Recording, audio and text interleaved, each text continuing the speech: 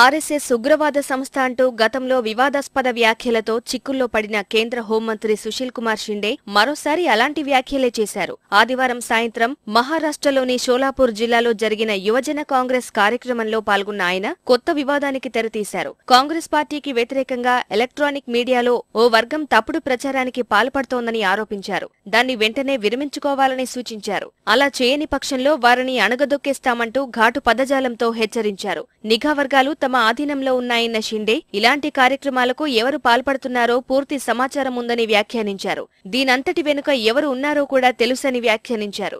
షిండే వ్యాఖ్యలపై అన్ని వర్గాల నుంచి విమర్శలు వెల్లువెత్తటంతో షిండే యథావిధిగా మాట మార్చారు. సామాజిక మీడియా గురించి మాత్రమే మాట్లాడానని తప్పును కప్పిపుచ్చుకునే యత్నం చేశారు. सोशल मीडिया के बारे में बोला था, जो नॉर्थ ईस्ट के बच्चों पर अत्याचार होता है और पिछले वक्त जो हो गया था कि हैदराबाद और कर्नाटक में जो हो गया था कि वो बच्चों को ट्रेन से आते वक्त भी उसको नॉर्थ ईस्ट के लोग है बोल के मार रहे थे, उसके बारे में सोशल मीडिया के बारे में हमने कहा था।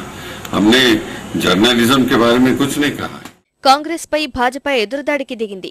వచ్చే ఎన్నికల్ని దృష్టిలో ఉంచుకునే కాంగ్రెస్ నేతలు ఇలాంటి విమర్శలు చేస్తున్నారని ఆ పార్టీ అధికార ప్రతినిధి ముఖ్తార్ అబ్బాస్ నఖ్వీ విమర్శించారు. ప్రజాస్వామ్యంలో ప్రతి ఒక్కరికి మాట్లాడే హక్కు ఉందన్న విషయాన్ని గుర్తుంచుకోవాలని సూచించారు.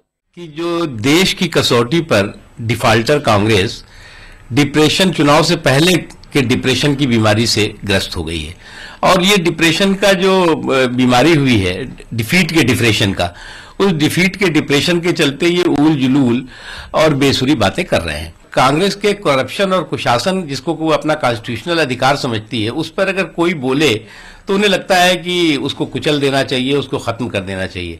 షిండే వ్యాఖ్యల్ని ఇతర పార్టీలు తీవ్రంగా తప్పుబడుతున్నాయి.